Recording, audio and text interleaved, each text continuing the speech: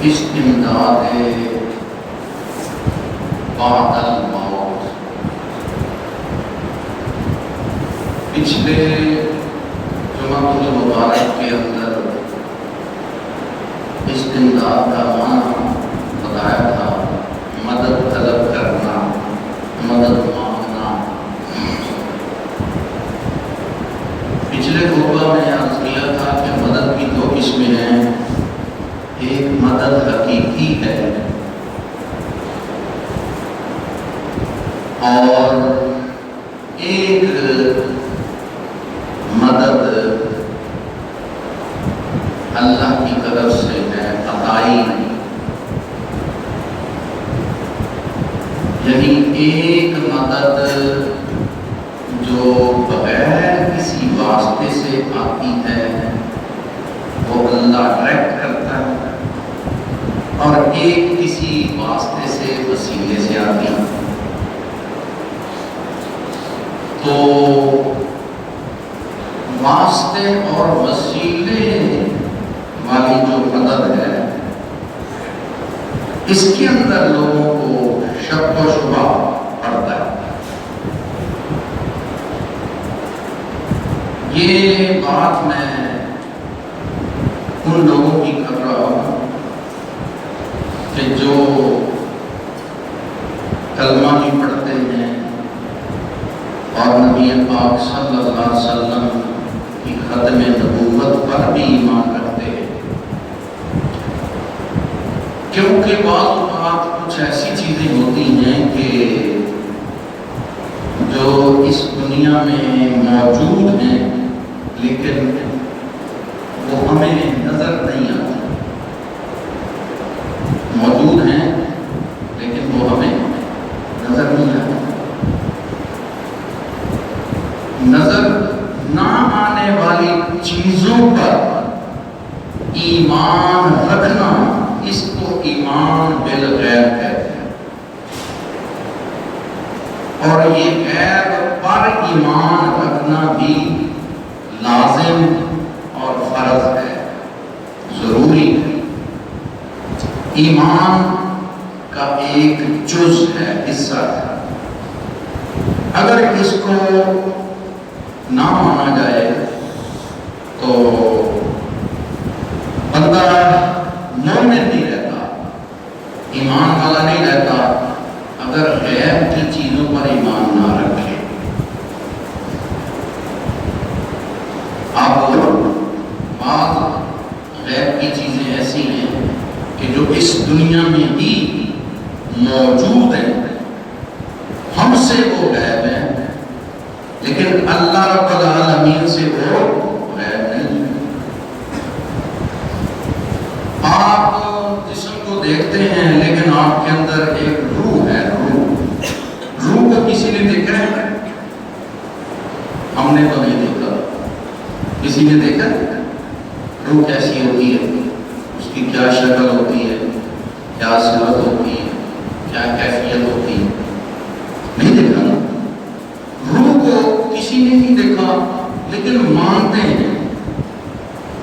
اسی طرح یہ فرشتے ہیں جن کو کلام کاتبین قرآن کریم کے اندر ذکر کیا ہے، روح کا ذکر بھی قرآن میں ہے۔ اسی طرح جنت اللہ رب العالمین نے بنائی ہوئی ہے، تیار کی ہوئی ہے، موجود ہے، لیکن ہم نے نہیں دیکھی، لیکن غیب ہے ہم سے۔ اس کو دیکھنے کے لیے ہم اس دنیا سے، اللہ رب العالمین ہمیں اس دنیا سے ایک اگلی زندگی عطا کرتا ہے۔ اس دنیاوی زندگی کے بعد ایک اور زندگی شروع ہوتی ہے۔ اس زندگی کے لیے ایک ذائقہ ہے، ذائقہ، موت کا ذائقہ۔ قرآن کریم میں اللہ رب العالمین نے فرمایا کہ موت کا ذائقہ ہر نفس میں، ہر ذی روح میں چکنا ہے. کیا ہے؟ عارضی روح میں چکنا ہے. تو جب روح موت کا ذائقہ چکھتا ہے تو ذائقہ چکھنے کے فوراً بعد ایک زندگی شروع ہو جاتی ہے. اسے عالم برزخ کہتے ہیں. کیا کہتے ہیں؟ عالم برزخ. اور آسان کر دیتا ہوں کہ عام جو بڑے بڑے لوگ ہیں جو شادی شدہ ہیں وہ تو بہت زیادہ سمجھتے ہیں، اور جو نوجوان لوگ ہیں وہ بھی سمجھ جائیں گے میری بات. چھوٹے بچوں کو بات سمجھ نہیں آئے گی کیونکہ اس کا تعلق بلوغت سے ہے. کہ جس طرح اللہ رب العالمین ماں کے پیٹ میں بندے کو زندگی عطا فرماتا ہے اور اس وقت وہ بچہ زندہ ہوتا ہے اور اس کو خوراک بھی مل رہی ہوتی ہے. اس کی خوراک اور ہے اور ہماری خوراک اور ہے. اور جس کے پیٹ میں پل رہا ہوتا ہے اس کی ماں کی خوراک اور ہے، بچے کی خوراک اور ہے. ایک جیسی خوراک نہیں ہے. اس کی زندگی کی کیفیت اور ہے، ہماری زندگی کی کیفیت اور ہے. زندہ رہنا نہیں، آپ سب لوگ جانتے ہیں، یہ بڑی اہم بات ہے. اسی طرح جب بندہ مرتا ہے اس جسم سے روح نکل جاتی ہے تو ہم اپنے پیاروں کو دیکھتے ہیں کہ وہ ہاتھ پاؤں اپنا جسم ہلا نہیں سکتے. یہ موت کا ذائقہ چکھنے کے بعد عالم برزخ میں پہنچ جاتے ہیں. یہ ایک نئی زندگی شروع ہو جاتی ہے. عالم برزخ ہے جس کو انتقال کے نام سے بھی موصول کیا جاتا ہے. عربی کی لغت میں مانا یموتو موتن کا معنی ایک معنی ہے ہوا کو روکنا، ایک معنی ہے رخ کو بدل دینا. ہوا کو روک دینا یا رخ کو بدل دینا یا راستہ بدل دینا، یعنی بہت سارے معنی آئے ہیں اس کے. عربی لغت کے اندر بعض عربی کے لفظ ایسے ہوتے ہیں کہ جن کے ایک لفظ کے 70 معنی آتے ہیں. ایک لفظ ہوتا ہے اس کا ایک معنی نہیں ہوتا، اس کے کئی معنی ہوتے ہیں. عربی لغت کے اندر اتنی وسعت ہے. اب مثلا عین، عربی کے اندر عین آنکھ کو بھی کہتے ہیں اور چشمے کو بھی کہتے ہیں. چشمہ کون سا؟ جہاں سے پانی نکلتا ہے. اسی طرح اور بھی بہت سارے الفاظ ہیں کہ جن کے معنی مختلف اور متعدد معنی ہوتے ہیں. بہرحال ماں کا یموتو موتن کا معنی بدلنا، رخ بدل دینا یا وقت بدل دینا. اب یہ وقت جو ہے ہمارا جو دنیاوی زندگی کا چل رہا ہے، جب بندہ مر جاتا ہے تو اس کا وقت وہ نیا شروع ہو جاتا ہے، نئی زندگی کا. اس کا عالم برزخ کا ٹائم شروع ہو جاتا ہے. ابھی وہ ہمارے ہاتھوں میں ہی ہوتے ہیں ہمارے پیارے، اور اس کو جو ہے جب تک ہم قبر میں نہیں اتار دیتے تب تک ہم اس کو دیکھ رہے ہوتے ہیں، لیکن وہ اپنی نئی زندگی کا آغاز کر چکا ہوتا ہے. لیکن اس کی زندگی کی کیفیت کچھ اور ہے، اور ان کی زندگی جو ہے ہم سمجھ نہیں سکتے. بہت مشکل ہے کیونکہ وہ عالم برزخ ہے، اسی دنیا کے اندر موجود ہے، لیکن اس کی کیفیت اللہ رب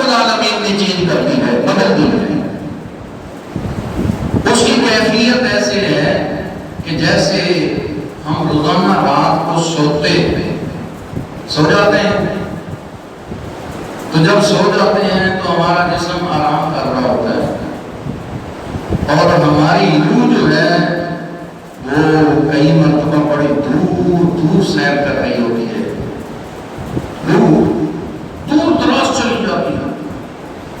اس لیے اس روح کو اللہ رب العالمین نے آزاد رکھا ہوگا، اور روح کا انتقال ہے جب عالم ارواح میں تھے تب بھی ایک قسم کا اللہ پاک نے مختصر میں بات کروں گا کہ ایک قسم کا اللہ تعالیٰ نے جسم عطا کیا تھا اور اس کی کیفیت کچھ اور تھی۔ پھر عالم دنیا میں جب بھیجا تو پھر اسی جسم کو کتنے مراحل سے گزارا۔ آپ اندازہ کریں کہ جو آج ہم 9 مہینے کا پروسیس ہے اس میں کیا کیا مناظر ہیں، اب کوئی پتہ نہیں ہے۔ اب آگے جب جائیں گے یہ اور مناظر ہیں، قیامت تک، جب تک قیامت اللہ رب العالمین قائم نہیں فرماتا تب تک وہ بندہ موت کے بعد عالم برزخ میں رہتا ہے، اور عالم برزخ کے اندر روحوں کا تعلق جسم کے ساتھ رہتا ہے، اور روحوں کا مقام مختلف ہے۔ جو اللہ کے نبی اور جو اللہ کے ولی ہیں ان کی روحیں جنت کے اندر اعلیٰ علیین میں رہتی ہیں، اور ان کے مرتبے اور مقام ہیں، وہ روحیں آرام کرتی ہیں اور ان کے جسم بھی آرام کرتے ہیں، ان کے جسم کو بھی کوئی تکلیف نہیں ہوتی۔ اور جو بدکار ہیں یا کافر ہیں یا غیر مسلم ہیں ان کی روحوں کو مرنے کے بعد عالم برزخ کے اندر بھی ان کی روحوں کو بھی اور جسم کو بھی تکلیف دی جاتی ہے اللہ تعالیٰ کی طرف سے۔ اور جو اللہ کے نیک بندے ہیں ان کے لیے اللہ رب العالمین نے فرمایا کہ ہم ان کو پاکیزہ زندگی عطا کرتے ہیں۔ یہ وہ پاکیزہ زندگی ہے جو عالم برزخ میں ملتی ہے۔ قرآن کریم کے اندر متعدد آیات کریمہ موجود ہیں جن کے اندر شہید کی زندگی کا بیان ہے، جن کے اندر اولیاء اللہ کی زندگی کا بیان ہے، احادیث میں تمام نبیوں کی زندگی کا بیان ہے، بعد موت، زندگی بعد موت، عالم برزخ والی زندگی۔ اب اہم جو مسئلہ تھا آج کا جو استمداد بعد الموت جو بیان کرنا تھا وہ یہ ہے کہ اہل سنت و جماعت کے نزدیک جو اللہ کے نبی اور اللہ کے ولی ہیں ان کے مزار پر جا کے اگر کوئی بندہ اس طرح دعا کرتا ہے ان کو وسیلہ مان کے یا وسیلہ جان کے کہ یا رب العالمین میں تیرے اس نبی یا اس ولی کے قبر پر حاضر ہوں تو یہ تیرا مقبول بندہ ہے، یہ تیرا مقرب بندہ ہے، یا اللہ اس کے وسیلے سے میری فلاں حاجت پوری فرما۔ اس میں کون سا شرک ہے؟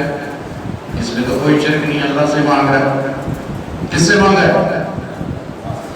کس سے مانگتے ہیں ہم؟ اللہ ہی دیتا ہے، بے شک ہمارا کوئی اس میں جھگڑا نہیں ہے۔ بعض لوگوں کو سمجھنے میں غلطی لگی اور وہ الزام لگا دیتے ہیں کہ یہ جو سنی بریلوی ہیں یہ مزاروں والوں کو رب مانتے ہیں، نعوذ باللہ۔ ہم رب نہیں مانتے، رب کا بندہ مانتے ہیں، لیکن رب نے جو وسیلے کا حکم علم دیا ہے ہم وسیلے کو بھی مانتے ہیں. ہم دونوں طرح سے اللہ کی مدد کو مانتے ہیں اور مانگتے ہیں. اللہ ڈائریکٹ بھی مدد کرتا ہے اور وسیلے سے بھی مدد کرتا ہے. اور یہ ہر ایرے گہرے نتھو خیرے کی قبر پہ جا کے ہم ایسے دعا نہیں کرتے. ہر بندے کی قبر پر جا کر اس طرح دعا کرنا جائز نہیں ہے. مثلا آپ کو پتا تھا کہ یہ زانی ہے، شرابی ہے، جواری ہے، گنہگار ہے، تو اس کی قبر پہ جا کے ایسے دعا نہیں کر سکتا. اس کی قبر پہ جا کے فاتحہ پڑھ سکتے ہیں، اس کے لیے مغفرت کی دعا کر سکتے ہیں کہ یا اللہ یہ تیرا بندہ بتقاضۂ بشریت، اس نے اگر زندگی میں کوئی غلطیاں کوتاہیاں گناہ کی ہیں یا اللہ معاف فرما. اور جو ہمارے سامنے ہے اور جس کا تواتر سے ہمیں پتا ہے کہ یہ اللہ کا نیک صالح عالم اور عامل بندہ تھا، اس کے مزار پہ جا کے ہم اس کا وسیلہ دے سکتے ہیں کہ یا اللہ یہ تیرا مقرب بندہ تھا، میں گواہ ہوں، لوگ گواہ ہیں اس بات کے، تو تو اس کے صدقے سے یا اللہ اس کے وسیلے سے تو رحمت فرما. یہ ہمارا عقیدہ ہے اہل سنت و جماعت کا.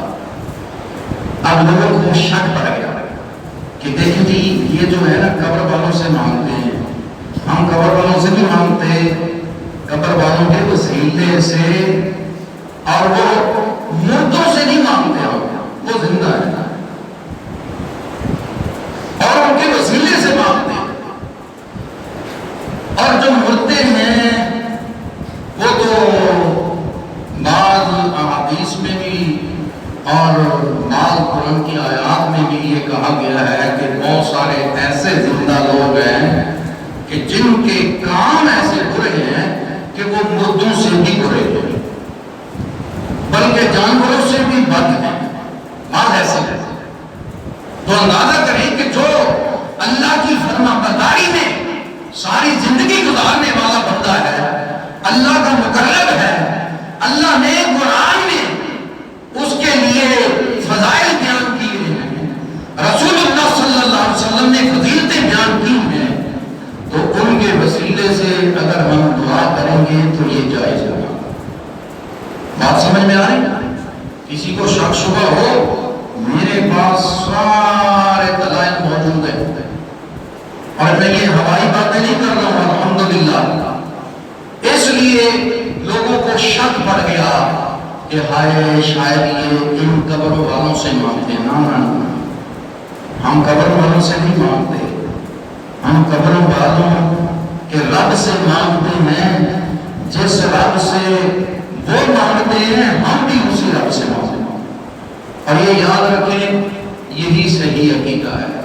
یعنی قبر پر جا کے اللہ کے نیک ولیوں کی، شہداء کی، علماء کی قبر پر، انبیاء کی قبر پر ان کا وسیلہ دینا جائز ہے. اور جو آپ کو پتا ہے کہ یہ زانی تھا، شرابی تھا، یہ بھنگی تھا یا برا آدمی تھا مسلمان فوت ہو گیا، تو اس کے لیے بھی حکم ہے کہ اس کے لیے جا کے اس پہ فاتحہ پڑھیں اور اس کی مغفرت کی دعا کریں. کیا کریں؟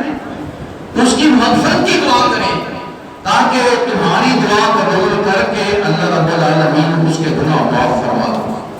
تو میرے دوستو یہ دو مسئلے تھے، ان دونوں مسئلوں کو غور سے سمجھیں. اس میں لوگوں کو بہت زیادہ پریشانی رہتی ہے.